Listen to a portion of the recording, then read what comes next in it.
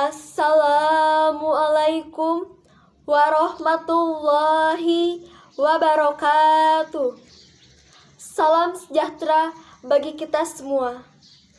Yang terhormat Dewan Juri Gebiar Bahasa dan Sastra Indonesia, serta teman-teman dan hadirin yang saya cintai dan saya banggakan. Puji dan syukur kita panjatkan kehadirat Tuhan Yang Maha Kuasa, karena berkat rahmat dan hidayahnya kita dapat berkumpul dalam acara Gebiar Bahasa dan Sastra Indonesia dalam keadaan sehat walafiat. Tak lupa, sholawat serta salam selalu terlimpah curahkan kepada junjungan alam Nabi Muhammad SAW. Pada kesempatan kali ini, saya akan menyampaikan sebuah pidato dengan tema pentingnya budaya berbahasa dan bersastra di kalangan pelajar. Teman-teman generasi milenial, bahasa dan sastra merupakan dua hal yang tidak dapat dipisahkan. Sastra merupakan satu bentuk karya seni yang menggunakan bahasa sebagai media penyampaiannya. Sedangkan bahasa digunakan oleh para sastrawan untuk menyampaikan ide ataupun gagasannya kepada masyarakat luas. Hal ini menandakan bahwa bahasa dan sastra harus terus dilestarikan untuk menjaga jati diri bangsa Indonesia. Lalu, bagaimanakah cara kita sebagai pelajar untuk melestarikan budaya bahasa dan sastra di Indonesia? Untuk melestarikan budaya bahasa dan sastra di Indonesia, kita perlu melakukan berbagai hal. Di antaranya, yang pertama, membudayakan bahasa dan sastra di kalangan pelajar. Bisa kita mulai dengan menanamkan bahwa bahasa dan sastra sangatlah menyenangkan dibandingkan dengan karya yang lainnya. Yang membedakan antara karya sastra dengan karya ilmiah yaitu karya sastra lebih mengantarkan kepada perasaan seseorang, sedangkan karya ilmiah lebih mengantarkan kepada pikiran.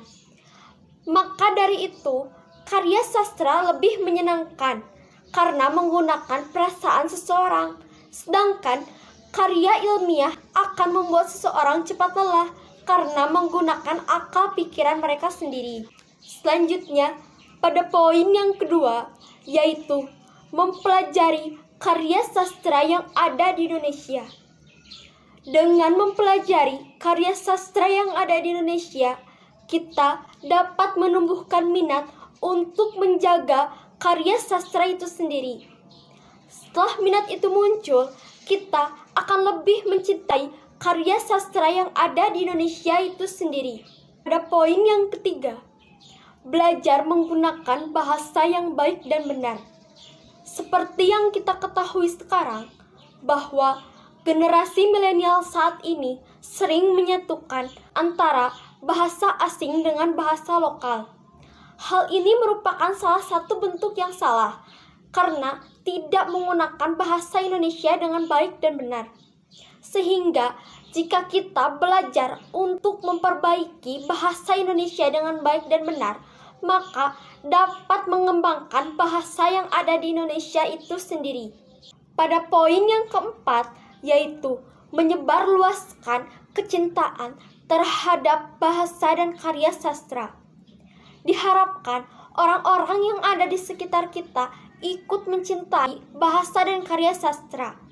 Jika bertambahnya orang-orang mencintai bahasa dan karya sastra, maka Indonesia akan menjadi pusat perhatian orang-orang serta dapat meningkatkan eksistensi budaya dalam berbahasa dan berkarya sastra di Indonesia.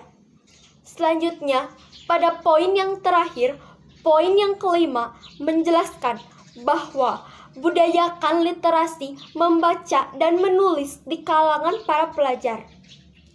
Dengan membiasakan membaca dan menulis, maka para pelajar Indonesia akan lebih melestarikan serta menjaga jati diri bangsa Indonesia dalam berbahasa dan berkarya sastra di Indonesia.